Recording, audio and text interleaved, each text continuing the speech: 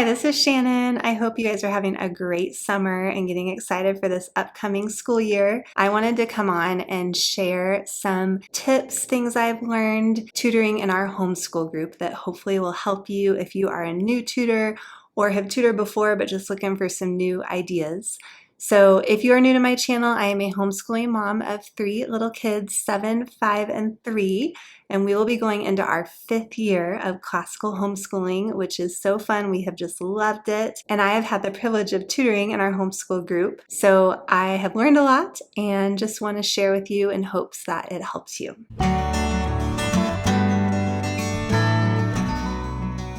And make sure you stick around to the end of my video because I have put together a resource for you with all kinds of things like a tutor prep list, a supply recommendation list, lots of review game ideas, fine arts resources for the first 6 weeks, a printable tutor schedule, you can see it here.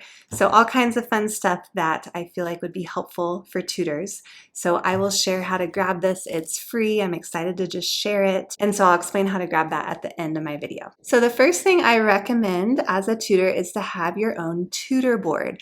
Now I've seen tutors do this in all kinds of different ways. For me, it has worked really well to have a trifold dry erase board, as you can see in my picture here. So I actually made this because I have not been able to find a trifold dry erase board that you can buy that's affordable. If any of you know of one, I would love to hear. But in our homeschool group, we're encouraged to write the memory work. And so you can see I have written the memory work with dry erase marker on my board. So I can do this ahead of time, have it ready to go, and then erase it all for the following week. You don't have to be a tutor to use this idea. You can totally use this at home with your kids.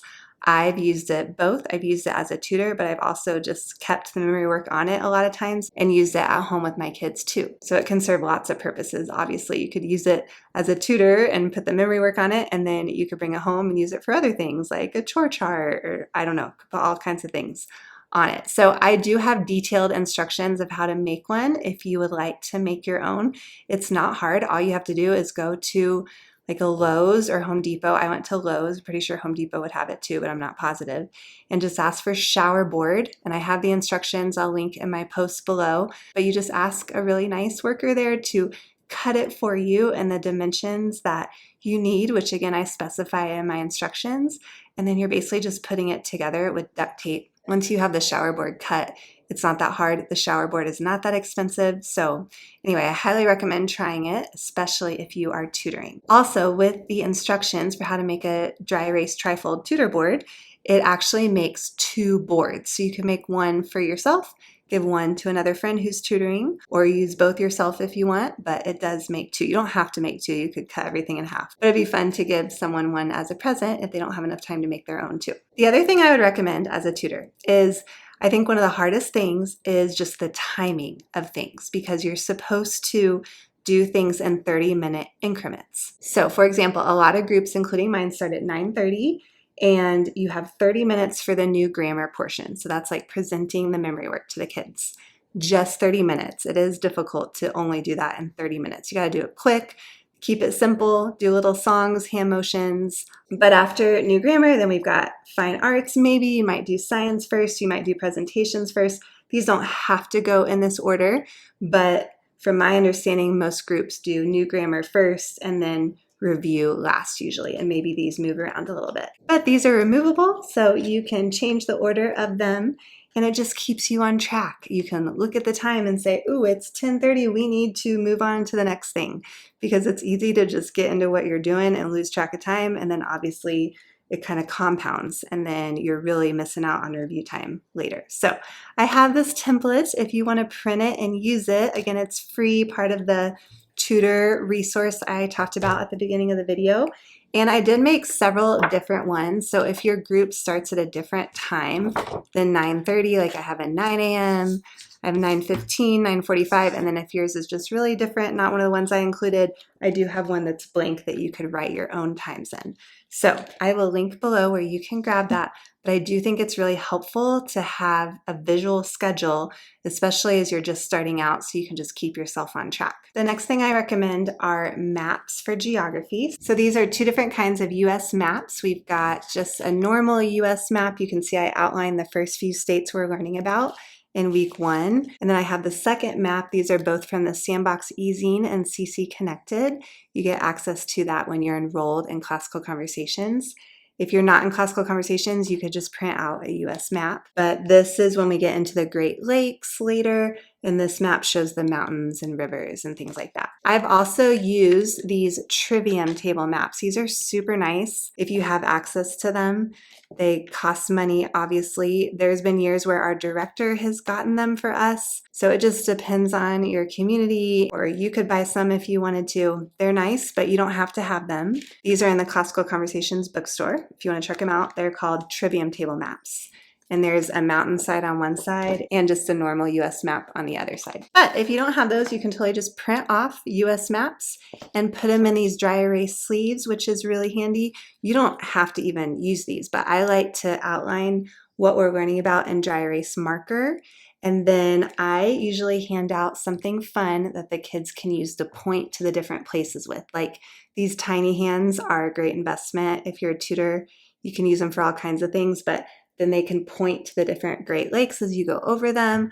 I've also used little erasers like this little dinosaur guy. I find erasers at the Target dollar spot or the dollar store. If I see cute little erasers, I get them, so I have quite a collection. These little fish figurines, I think I got them from Amazon one year, but they're great for like rivers, lakes, oceans. These little finger eyes, I realize this one's kind of broken from my kids, but you get the idea. You put them on your finger and then you can kind of zoom into the different places and look at them really closely. I've also had the kids take little road trips to the different places with these little cars. I'm pretty sure these are from Target. So all kinds of things you can use to just go to the different spots. I've used chocolate chips that the kids can put on each spot. So I like having these maps. A lot of times I have the kids color in the places with a dry erase marker after we've gone over them. So I'll hand out a dry erase marker and have them color in Maine first and then color in New Hampshire as we go over them. So I will link where I got the maps and the dry erase sleeves and some of these fun things that I recommend in my posts below. But I would definitely recommend getting maps prepared for the geography piece. It's just really great for the kids to have a map in front of them to look at as you go over the different places each week. You can also see my map behind me. So this I don't use for tutoring, but I made it for my kids at home and it's really fun. So it's just a big felt map of the United States. You can see I made human bodies too because we're learning about the human body in science this year. The kids can snap the states on and off. And so they've just already loved learning about them. Just a fun hands-on way to learn about the United States. So I do have patterns for the states and the human bodies if you want to make your own, and detailed instructions and materials I recommend, things like that in my shop. So I'll link that below. I also wanted to share another fun resource I use at home with my kids, this geography passport that goes along with cycle 3. So the kids can flip to like week 1 and they see the New England states and capitals. I have one version that doesn't have the capitals or states labeled, and then I have another version that does have them labeled depending on the age of your kids. You can see these have stamps in them, but they come blank, so you can print the stamps on these fun labels if you want, or just print them and cut them out. So your kids can either stick the stamp on, you see these are blank, when they've learned those states and capitals, or you can have your kids cut the stamps out and glue them on, either way. But my kids loved using a passport last year. Whenever they felt like they had the geography memory work down, I would give them a little quiz and let them stamp their passport if they knew them all. So just another fun resource. I'll link it below if you're interested in checking it out. All right, I also wanted to show you guys what I normally keep in my tutor bag. So I am using this really cute bag. This is from Driven by Grace. You should check out her shop. I've gotten 2 different bags from her. Love her stuff. This one says Raising Bible Readers. So the things I keep in my tutor bag on a regular basis are my tin whistles if we are doing tin whistle for fine arts. So that's weeks 7 through 12. So I got these fun tin whistle cases from Etsy. I'll link below in my post where I got them. But I have one for me and my 2 daughters. So you can see I have my tin whistles in here. So these will be in my bag if we're doing tin whistle. Sometimes I have smocks in my bag if we're doing fine arts. I always bring this Bluetooth speaker. I will link the one I got, but you can just find a Bluetooth speaker. Really handy to have because you'll probably want to play the history song, or if you make up a song for science and record yourself, you could play it. So, sometimes I make up songs, but in the moment I can't remember it. So it's just nice to have it on here and you can start it and then it's like, oh yeah, and then start singing it. But anyway, this has always been really helpful for me. I always bring painter's tape because I hang the timeline cards up on the wall often, or other things on the wall, so it's handy. So I've also loved using these spot markers. So these are just great to have the kids have a place to sit on the floor. Oftentimes we'll sit in a circle, and so I'll just spread them out and tell them to sit on their spot marker. If you have really young kids, you can encourage them to imaginary glue it on the ground so it can't move. That's always good for younger kids who want to throw them around. I've also put them in a line against the wall as we're doing timelines so the kids can stand in a line and we practice the timeline motions together. I will link these, but these have been really helpful for me, especially with obesitarians. I also always keep my action cards and my silly voice cards in my bag. I just have these in a little plastic baggie. So I made a set of these and I have them free on my blog if you want to grab some. These silly voice cards like underwater voice or lion voice or slow, grumpy voice. They're just really fun and a great tool to use when having the kids learn the memory work. So you could go over the science memory work in different silly voices, go over the English memory work in different silly voices. So each kid gets a card and then you go over the memory work sentence and say it in a grumpy voice and then a slow voice, and it just gives the kids that repetition, but in a fun, silly way. And then action cards work super well for math, as they're skip counting, they can do these different actions like fly like a bird, march, spin in a circle, things like that. These also work great for any of the memory work too. I like to pull these out when the kids just are getting a little fidgety and just need to move around, because it gets them up and active. So I always have those in my bag. And then I have a dice. I have these dry erase dice, which are really nice because I can write numbers on them. I could also write subjects on them for review. And then I'll have whatever review game we're doing. So one review game, for example, is 4 corners. So I just put one of these cards in each corner. You can grab these if you want from my post too. They're pretty simple. You could just write numbers on sticky notes too if you want. But these are fun. You can print them and laminate them and have them at the beginning of the year and then use them a lot because the kids love this game. They just go to a different corner, I tell them to spread out, and then I roll my dice, and whatever number I roll, then whoever is in that corner has to answer a review question that I ask. So fun, simple review game. So whatever review game we're doing, I will have that in my bag. And those are the main things. I also have supplies like dry erase markers, scissors for kids, colored pencils, markers, glue sticks, things like that. So I'll have all those in there too. Also paper, I always have paper on hand. I'll have the timeline cards that we're doing for that week. So those are the main things in my bag. Okay, and then now how I plan each week. So I do have, you can kind of see this Tutor Plans template as part of the Tutor Resource that you can grab for free. And it just has a space for each subject. It has what you need to prep before Community Day for it, and then what you plan to do for that subject. So for example, for geography, you can write what the memory work is and then how you plan to present it to the kids. So pretty simple. I also will make one that's filled out with the memory work, but I will have that on CC Connected. So if you want to grab that, I will link that to the post as soon as it's done. I think it's valuable to just write out the memory work yourself, but also we're busy. So it's also nice to just have it there. But again, that'll be in CC Connected. All right, so now I want to show you how I organize all the stuff I've collected over the years for tutoring, because I have a lot of stuff. So I found these at IKEA. They're perfect size, and I just put different things in them that I've collected. So one of them has little balls, one of them has shaky eggs, one of them has tiny hands and erasers, one of them has little guitars that I got from the dollar store. So just all kinds of things. You can see my picture. They're in a closet where I have a lot of my homeschool stuff, and these just work really well. So that's how I organize all this stuff at home. I also have file folders, you can see in my picture, where I have a tub for each cycle, and I label each file folder a different week. So if I've made something to use for a particular week, either for tutoring or at home, I put it in that file folder. and then I have it for future times we go through the cycle. Then also I can go to that file folder and just like grab whatever stuff I had prepared ahead of time for that particular week and then bring whatever I need for tutoring. So that's worked well for me too. I used to use binders more for like organizing papers for each week. I'm using those less and less and less because I have activity books for my kids. I'm just printing fewer like individual papers, and so there's just less need for binders. But I do make lots of games and stuff for my kids, so it's nice to have file folders to just organize those depending on what week they go with. Another tip I would give you is use a lot of songs. So songs are great for memorization, and they're super fun and they're super easy. If you are doing classical conversations, they have great history songs.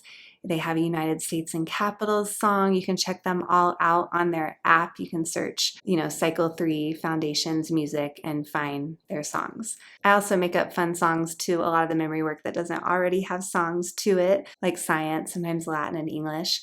So I post those on YouTube if you want to check those out. But I am a big fan of songs. They're just easy, simple, and just make the memory work really stick for the kids. So I also use hand motions sometimes, mostly for timelines, sometimes for science, if it makes sense. I don't like to use a ton of hand motions because it just gets confusing if you're doing hand motions for like every subject, but love the hand motions for timeline. And for science, this year in Cycle 3, we're learning a lot about the human body. So often it just makes sense to point to whatever part of the body we're talking about, like the skull, So it just depends on the memory work, but a lot of times hand motions can be really helpful too. I would also advise to just get the kids up and moving as much as possible. So I already mentioned my action cards are a fun way to do that. They can each grab a card and you can go over the memory work and the different actions. Have them just do squats while they're skip counting math, or make a little hopscotch course that they can hop through as you're saying the Latin, or put painter's tape on the floor. Like when we learn area of a rectangle, area of a triangle, I make big rectangles or triangles and the kids walk on the outside of them or jump from the outside to the inside and back to the outside. So just get them up and moving, especially if they're younger kids. The more they can be really just moving and engaged, the better things will go. Also, I love using these timeline cards from Classical Conversations. So you can get them from their bookstore, and they're great to use as a tutor or at home. So I definitely recommend investing in them. You would want to get all 4 sets because you use all 4 every single year. You're learning the whole timeline song every single year, no matter what cycle you're in.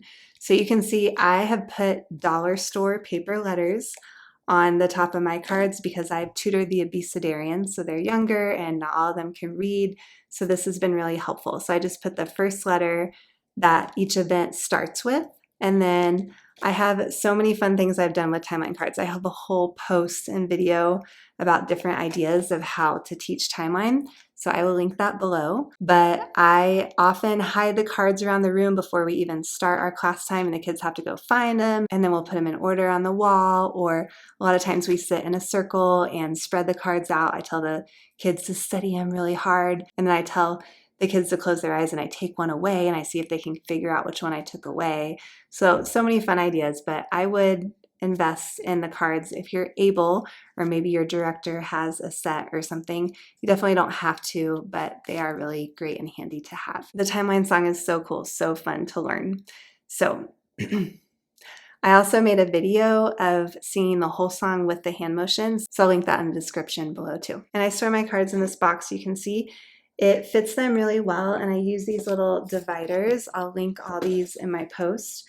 But I like the box because I'm also planning on putting the science cards in here and the art cards. I have them, I just haven't put them in here yet. But these came with like a bigger file, so like I wrote timeline on one of them, and then I could write science on the other, and then there's smaller ones where you can divvy out the weeks for timeline. But I would love to have all the cards together. So that's on my list of things to do, just haven't done it yet. But that box works really well for storing the timeline cards, and it's nice to have them divided into weeks already, so you don't have to worry about that, figuring out which ones go with which week. A few other things I wanted to share with you is if you are doing Cycle 3, we are learning about how to translate John 1:1-7 into Latin this year.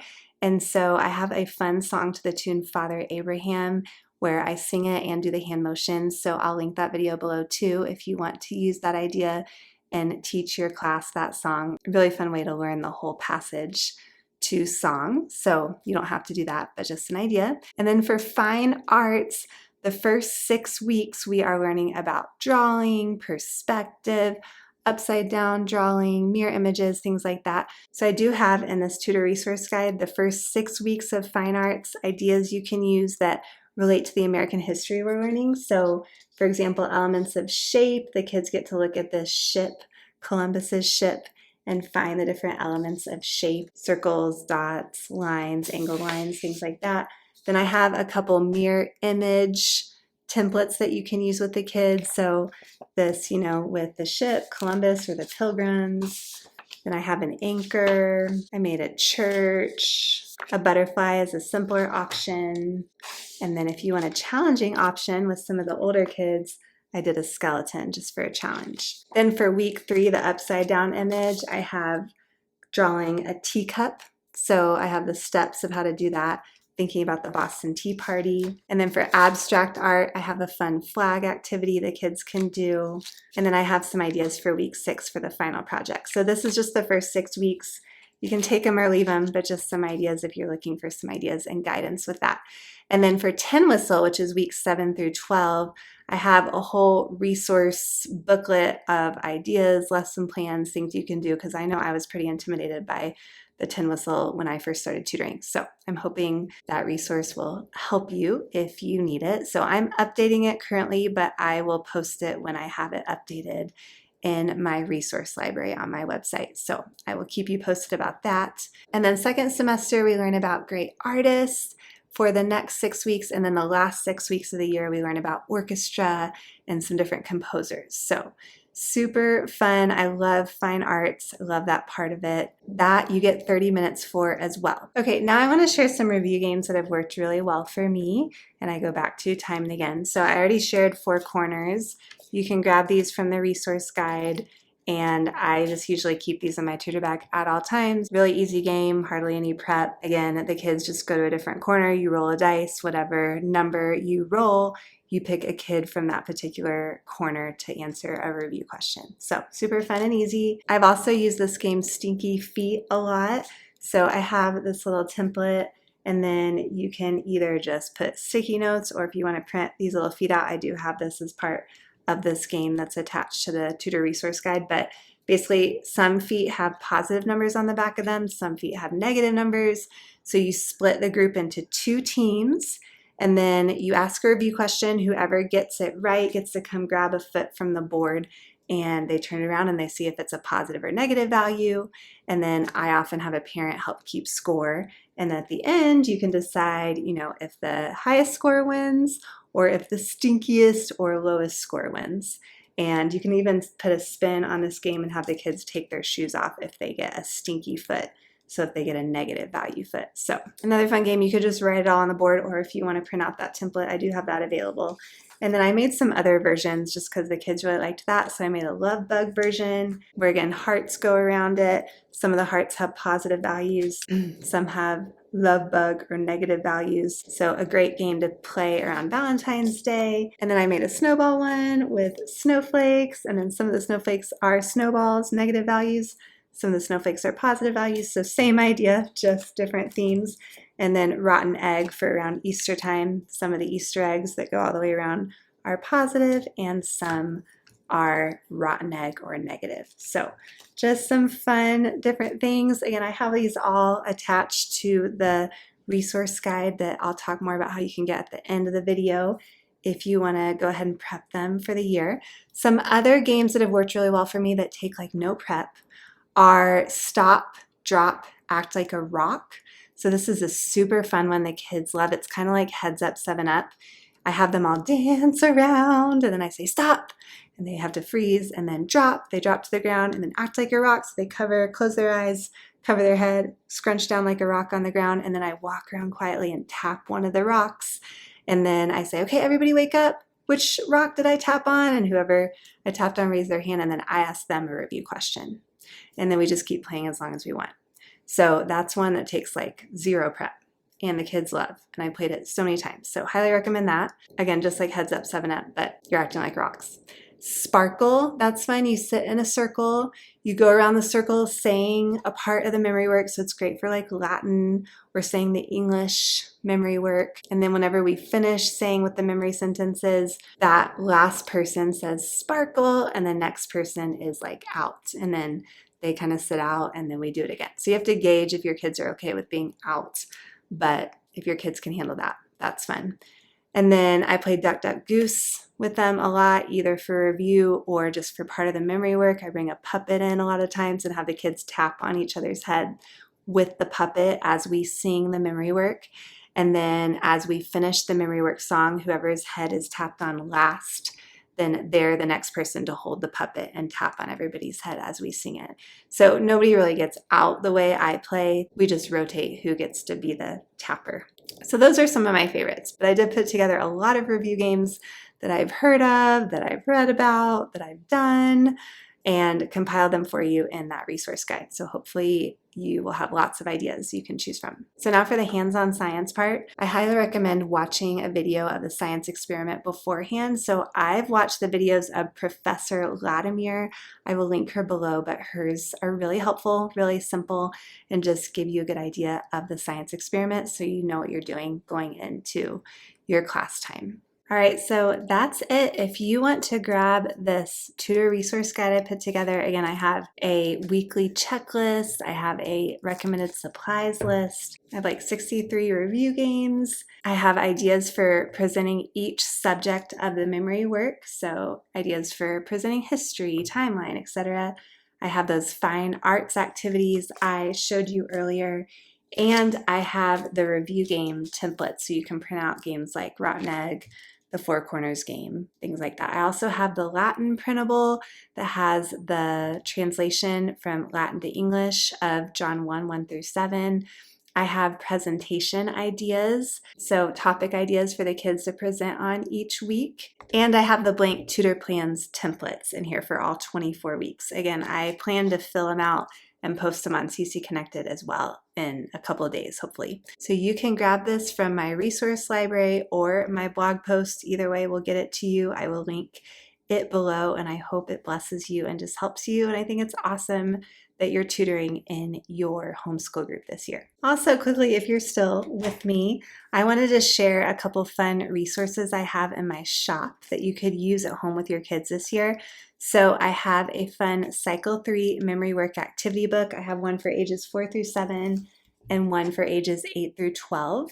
And it has a simple, fun activity to help the kids practice the memory work for every subject for each week. So for example, for week 1, we have the New England states and capitals. So just a simple activity for the kids. And then there's an activity for Columbus, for history, and then for science. And then I have a page for the math, English, and Latin too. So again, I have one for both age groups, and it's just a really fun, simple way for the kids to practice the memory work. Then I also made these history and science placemats. I'm super excited because it just gives a really simple, easy way for the kids to go deeper into the history and science topics each week. For example, the Louisiana Purchase, and then on the back is the digestive system. So I put these out on our table. My kids get so excited to see what the new one is each week.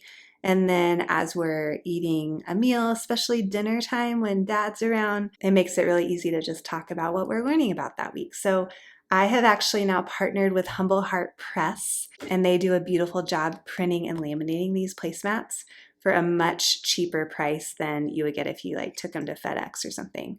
So I have them for all 24 weeks. You can check them out in my shop. I've already mentioned the Passport to You, which is another fun resource.